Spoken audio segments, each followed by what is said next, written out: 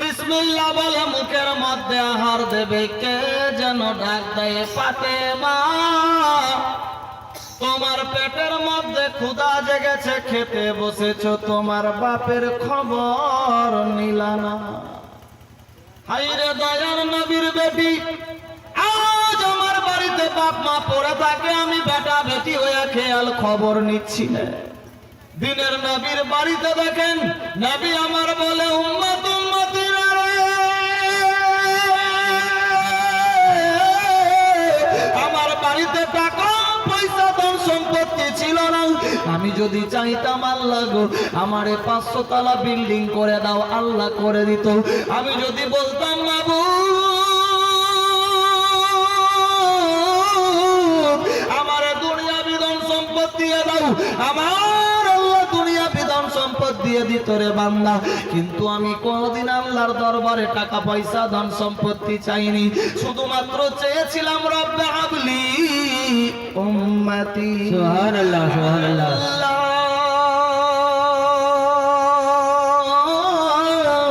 আমার উম্মত উম্মতেদের কি হবে গো, আমার উম্মত উম্মতিকে আমার হাওয়ালা করে দাও। বিরাদার বন্ধু দিনের পর দিন যায়, আমার আল্লাহ বলে বান্দা বান্দিরে, আমার বন্ধুর বাড়িতে টাকা পয়সা ধন সম্পত্তি ছিল না, আমি আল্লাহর দরবারে যদি চাইতেন আমি দিয়ে দিতাম। আমার বন্ধু কিছুই চাইনি, শুধুমাত্র চাইছিল রব্বে হাবলি উম্মতি। আমার বন্ধুর বাড়িতে টাকা পয়সা ধন সম্পত্তি ছিল না, কিন্তু ছিল মহব্বতে ভরা। সুবহানাল্লাহ। এরকম মহব্বত আসুন বেরাদার আগে বাড়ি আল্লাহর নবী কোথায় আছে কেউ জানে না, একমাত্র আমার আল্লাহ ছাড়া কেউ জানে না।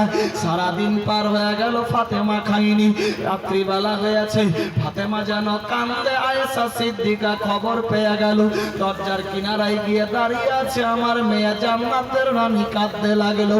আয়েশা সিদ্দিকা দরজার সামনে গিয়ে হাজির, বেটি ফাতেমা রে,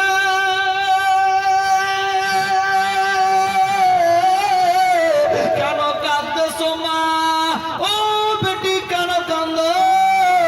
ফাতেমা তু যাহারা আওয়াজ দেয়, মা গো আমি আমার আব্বা জানের জন্য কান্দি গো মা। আজ দিয়া 7-8 দিন হয়ে গেল বাপের সাক্ষাৎ হয়নি। হযরতে আয়েশা বেটিকে আদর করে কপালে চুম্বন দেয়, গাল মুখ ঢুকে গেছে, চোখ বসে গেছে, দেখে খাবার গুলা যেমনি দিয়েছিলাম তেমনি আছে। ও ফাতেমা তুমি কি খাবার খাওনি? না মা। কেন খাওনি রে মা? এখন আমি যাচ্ছি টাটকা খাবার নিয়ে আসবো। আয়েশা সিদ্দিকা প্লেট পাল্টে নতুন খাবার নিয়ে আসলো। ফাতেমা এই খাবার দিলাম তুমি খেয়ে নিও। রাত্রি 9টা বেজেছে, বাপের অপেক্ষায় দরজার সামনে, আব্বা জানের কোনো খবর পাই না। হযরতে মা ফাতেমা তু যাহরা এশার নামাজ আদা হলো, পেটের মধ্যে ক্ষুধা জেগেছে, প্লেট সামনে নিয়ে রুটি ছিঁড়ে 4 ভাগ করলো, বিসমিল্লাহ বলে 1 লুকমা মুখে দিবে, আবার কে যেন ডাক দেয় ফাতিমা রে, তোমার পেটের মধ্যে ক্ষুধা আর তুমি খাওয়ার জন্য বসেছো, তোমার বাপের খেয়াল করলা না, এই তুমি জান্নাতের রানী ফাতেমা। সুবহানাল্লাহ, সুবহানাল্লাহ। ও ফাতেমা তুমি নাকি জান্নাতি রানী, আর দুজনের বাচ্চা নিজের বাপকে ভুলে গিয়ে পেটের মধ্যে আর দিচ্ছ, বাপের খবর নিলা না। কোরআন মাজিদ বলে ওয়াবিল ওয়ালিদাইনি ইহসানা, সন্তানের আরে তোমরা মা বাপের প্রতি ইহসান করো। এই মায়েরা ধ্যান দিয়ে শোনো কি রকম ভাবে ইহসান করছেন ফাতেমা তু যাহরা। এই বেরাদার 1 ঘন্টা 2-3 ঘন্টা পার হয়ে গেল, রাত্রিবেলাও খাবার খাওয়া হলো না, সারা রাত্রে ঘুম আসে না, চোখ বন্ধ করে বাপের খেয়াল পড়ে যায়। তাহাজ্জুদের নামাজ আদা করে চোখ দিয়ে ঝরঝর করে 2 ফোঁটা পানি আল্লাহর দরবারে কান্দে, মাবুদ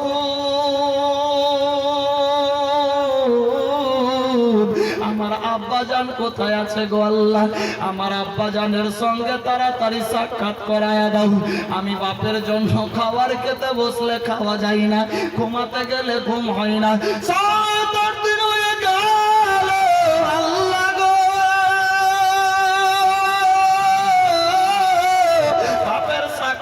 হয়নি গো আল্লাহ, আমার বাপের সঙ্গে সাক্ষাৎ করায় দাও। আল্লাহর দরবারে দোয়া কবুল হয়ে গেল। ফাজরের নামাজ পড়ে আল্লাহর নবীর বেটি দরজার সামনে দাঁড়িয়ে গেল। সুবহানাল্লাহ 9 দিন হলো। ওয়াবিল ওয়ালিদাইনি ইহসানা, সুবহানাল্লাহ সন্তানেরা তোমরা মা বাপের প্রতি ইহসান করো। কি রকম ইহসান দেখেন, আল্লাহর নবীর বেটি ফাতেমা জাহরা দরজার সামনে দাঁড়িয়ে আছে। এ মায়েরা, আজ বাপ বললেও মেয়ে কথা শুনে না, ভাই বললেও শুনে না, এরা জোরে জোরে আওয়াজ দেয়। আল্লাহর নবীর বেটি দেখেন মা ফাতেমা জাহরা দরজার সামনে দাঁড়িয়ে আছে। আল্লাহ, আজ থেকে 9 দিন হলো আমার বাপের সঙ্গে সাক্ষাৎ হয়নি। আল্লাহ গো, যেমনি করে হোক আমার বাপের সঙ্গে সাক্ষাৎ করায় দাও। আমার আল্লাহ বলে, জিবরাইল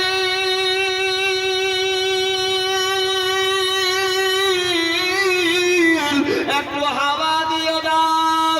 আল্লাহর জিবরাইল আমিন হাওয়া বয়াতে লাগলো, হাওয়া বইতে লাগলো।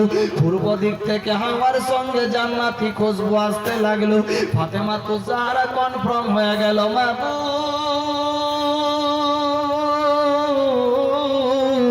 আমার বাপ আর আমি এক ঘরে ঘুমাতাম, আমার বাপের শরীর থেকে যেই খুশবুটা আসতো, আজকে সেই পূর্ব দিকের হাওয়ার সঙ্গে ওই খুশবুটা আমার নাকের মধ্যে আসে। সুবহানাল্লাহ ফাতেমা জাহরা মনে মনে ভাবতে লাগলো, এই আওয়াজটা আমার বাপ ছাড়া কাউরি হতে পারে না। আল্লাহর নবীর বেটি মা ফাতেমা জাহরা দেরি করলেন না, এক পা দুপা করতে করতে রওনা হয়ে চলতে লাগলো। ফেরাদার যেতে যেতে যেতে যেতে দেখে একটা কুকাব জঙ্গল, কুকাব জঙ্গলের ভেতর দিয়ে পার হতে লাগলো। পার হতে হতে যেতে লাগলো, যত দূরে দূরে যাই আস্তে আস্তে করে যেতে যেতে কুকাব জঙ্গল পেরিয়ে এবার দেখে একটা বিরাট বড় পাহাড় নজরে আসে। সুবহানাল্লাহ সুবহানাল্লাহ বিরাট একটা পাহাড়, এক কুকাব জঙ্গল পেরিয়ে একটা পাহাড়ের সামনে হাজির। ওয়াবিল ওয়ালিদাইনি ইহসানা, সন্তানেরা তোমরা মা বাপের প্রতি ইহসান করো। কি রকম ইহসান দেখেন ফাতেমা জাহরা কি রকম ইহসান করছে। ফাতেমা জাহরা চলতে লাগলো, যেতে যেতে যেতে যেতে যেতে যেতে গিয়ে দেখছে একটা বিরাট বড় পাহাড়। ওই পাহাড়ের কাছে গিয়ে উপস্থিত হলেন। পাহাড়ের কাছ থেকে একটাই আওয়াজ শোনা যাচ্ছে, ইয়া রাব্বি হাবলি উম্মতি। সুবহানাল্লাহ ফাতেমা জাহরা আরো আগাতে লাগলেন। যত কাছে যাচ্ছে তত আওয়াজটা জোরে জোরে শুনতে পাচ্ছে। বলি সুবহানাল্লাহ। সুবহানাল্লাহ ইয়া রাব্বি হাবলি উম্মতি। আল্লাহর নবীর বেটি মা ফাতেমা জাহরা আওয়াজটা শুনে কনফার্ম হয়ে গেল, এটা আমার বাপের আওয়াজ হতে পারে। আমার বাপ ছাড়া কেউ এই রকম আওয়াজ দেয় না। আল্লাহর নবী মা ফাতেমা জাহরা নবীর বেটি এবার চলতে লাগলো। এক পা দুপা করতে করতে পাহাড়ের উপরে উঠলো। পাহাড়ের উপর থেকে দেখে একটা বিরাট বড় সুলাং, আর ওই সুলাঙের নিচে দেখা যায় একটা নূরের বাতি মিটমিট করে জ্বলে। মানুষ না কে কিছু বোঝা যায় না, কিন্তু একটা নূরের বালব জ্বলে। ওই বালবের ভেতর থেকে একটাই আওয়াজ আসে, ইয়া রাব্বি হাবলি উম্মতি। সুবহানাল্লাহ সুবহানাল্লাহ একটাই আওয়াজ আসছে, ইয়া রাব্বি হাবলি উম্মতি। মা ফাতেমা জাহরা টেনশন না নিয়ে মনে মনে ভাবলেন, এটাই বুঝি আমার আব্বা হতে পারে। ওয়াবিল ওয়ালিদাইনি ইহসানা। সুবহানাল্লাহ হে মা, ভাই, বাপ পড়ে আছে ঠান্ডার সময়, বেটা খেয়াল করে না। মা পড়ে আছে, বেটি খবর নাই না। দেখেন নবী মুস্তাফার বেটি 9 দিন পর বাপকে খুঁজে পেয়েছে, এখনো পায়নি, কিন্তু শুধুমাত্র খুশবু পেয়েছে। সুবহানাল্লাহ ফাতেমা জাহরা পাহাড়ের উপর থেকে নিচের দিকে দেখছে, একটা চমক সিতারা চমকাচ্ছে। মনে মনে ভাবছে, এটাই বুঝি আমার আব্বা জান হতে পারে। দেখছে একটা নূরের বাতি মিটমিট করে জ্বলছে আর একটাই আওয়াজ, ইয়া রাব্বি হাবলি উম্মতি। মা ফাতেমা তো যারা টেনশন না নিয়ে মনে মনে ভাবতে লাগলো, আল্লাহ গো, আমার আব্বা জান ছাড়া কেউ এই আওয়াজ আজ পর্যন্ত কাউরি মুখে শুনতে পাইনি। কেউ রাব্বি হাবলি উম্মতি বলে কাঁদেনি, আর কাউরি মুখে শুনতে পাইনি। ও আব্বা নাই, ও এটাই বুঝি আমার আব্বা জান। ফাতেমা তো যারা টেনশন না নিয়ে কনফার্ম করতে পারছে না, নূরের বাতি মিটমিট করে জ্বলে। ফাতেমা তো যারা উপর থেকে এবার নিচে নামতে লাগলো। নিচে যখন নেমে গেল, নিচে নামার পরে আল্লাহর হুকুম হয়ে যায়, আল্লাহর নবীর বেটি এবার আগাইতে লাগলো। আগাতে আগাতে আগাতে আগাতে যত কাছে যাই গিয়ে দেখে এই পাহাড়ের ভেতর দিয়ে একটা সুলাং পাওয়া গেল। ওই সুলাঙের ভেতরে ঢুকে পড়লো। ওই সুলাঙের ভেতরে গিয়ে চলতে চলতে চলতে 10-20 মিনিট পর দেখতে পাই একটা নূরের বাতি সেজদায় পড়ে রাব্বি হাবলি উম্মতি উম্মতি বলে কান্দে। আর যেখানে সেজদা দিয়ে আছে ওই সেজদার কাছ থেকে চোখের পানি জোরে জোরে পানির নহর বয়ে যায়। হায়রে নবীর বেটি,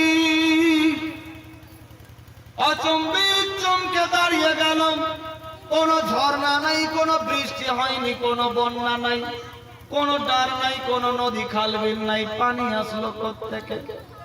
ফাতেমা তো যারা আগাইতে লাগলো, গিয়ে দেখছে আমার আব্বা জান সেজদায় পড়ে। যেখানে সেজদা দিয়ে আছেন সেখান থেকেই পানি ছুটে ছুটে যাচ্ছে। ফাতেমা টেনশন না নিয়ে বাপের কাছে গিয়ে হাজির হয়ে গেল। আল্লাহর নবীর বেটি দূর থেকে আওয়াজ দেয়, আব্বা হুজুর গো, আমি আপনার মেয়ে ফাতেমা এসেছি গো আব্বা। আসসালামু আলাইকা আইয়ুহান নবী। ফাতেমা তো যারার আওয়াজ কর্ণচ্ছেদ করলো। নবী আমার বুঝতে পারলো এটা হোক বা না হোক আমার মেয়ে ফাতেমার আওয়াজ হতে পারে। আল্লাহর নবী মুস্তাফা আওয়াজ কনফার্ম করে নিল। নবী আমার সাজদা থেকে সার তুললো। সার তোলার পর দেখে আমার ফাতেমা জান্নাতের রানী এসেছে। সুবহানাল্লাহ, আল্লাহর নবী দুইটা হাত বাড়ায়া ডাক দেয়, ফাতেমা রে,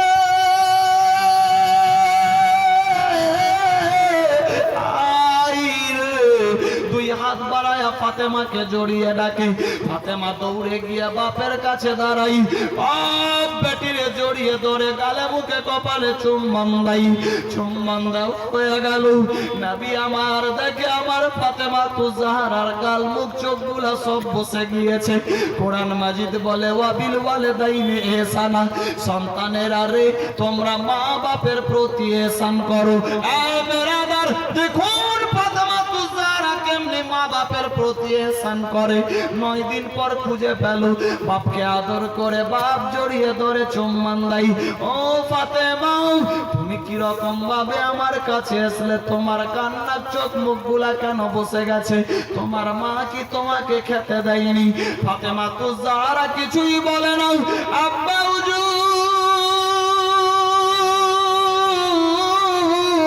কি বলবো দুঃখের কথা। 3 দিন 4 দিন 5 দিন হয়ে যায়, আমি বাড়ির মধ্যে ঘুমাতে যাই, ঘুম আসে না। খাবার খেতে বসলে খাবার যাই না। 7 দিন হয়ে গেল, মায়ের দেখা পেলাম। মাকে গিয়ে জিজ্ঞাসা করি, মা গো, আমি মা, আমার আব্বা জানের একটু খবর বলো। আব্বা হুজুর গো, আমার মা বলে, বেটি রে, তোমার বাপের খবর আমার জানা নাই, একমাত্র এক আল্লাহ ছাড়া কেউ জানে না। আব্বা হুজুর গো, তোমার খবর যখন বলতে পারলো না, আমার চোখ দিয়ে ঝরঝর করে পানি পড়ে। মা দেখে গাল মুখ সব বসে গেছে। মা খাবার নিয়ে আমার সামনে যাই, আমি বিসমিল্লাহ বলে মুখে খাবার দিই। কে যেন ডাক দেয়, ফাতেমা রে, তোমার পেটের মধ্যে ক্ষুধা, তুমি খাবার জন্য বসেছ, তোমার বাপের খেয়াল খবর নিলা না। আব্বা হুজুর গো, আমার খাওয়া দাওয়া সব ছেড়ে দিই। এইরকম ভাবে 2 দিন 3 দিন পার হয়ে যায়। আজ দিয়া 9 দিন হয়ে গেল। আব্বা হুজুর বিসমিল্লাহ বলে বলে কোনো আহার মুখের মধ্যে যায়নি। আব্বা হুজুর আজ দিয়ে 9 দিন হয়ে গেল, বিসমিল্লাহ বলে কোনো আহার আমার মুখের মধ্যে যায়নি। নবী মুস্তাফার কান্না আরো বেড়ে গেল। ফাতেমা, তুমি এতটাই আমাকে ভালোবাসো? ফাতেমা তো জাহরা বলে, আব্বা হুজুর আমি যে জান্নাতের রানী, তোমার তো 3টা থেকে 4টা মেয়ে, কেউ এই উপাধিটা পায়নি, আমি ফাতেমা পেয়েছি। নেয়ামত, আমি জান্নাতের সরদারিনী। আমার নাম জোহরা, আমার জিয়া বতুল, আমার নাম উম্মুল, আমি জান্নাতি। বাবা, আমার আল্লাহ পাক তোহফা দিয়েছেন আমি ফাতেমা।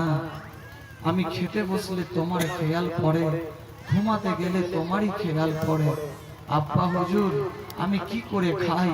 ডানে বামে পূর্বে পশ্চিমে দেখি, কাউরি দেখা পাই না, কিন্তু শুধুমাত্র খালি আওয়াজ আসছে, ফাতেমা তোমার পেটের মধ্যে ক্ষুধা, তুমি খেতে বসেছো, তোমার বাপের খেয়াল করলে না। আব্বা হুজুর এই আওয়াজ যখন শুনতে পেয়েছি গো, আমি আর খাবার খেতে পারছি না গো আব্বা। বিছানায় ঘুমাতে গেলে চোখ বন্ধ করি, ঘুম আসে না। তোমার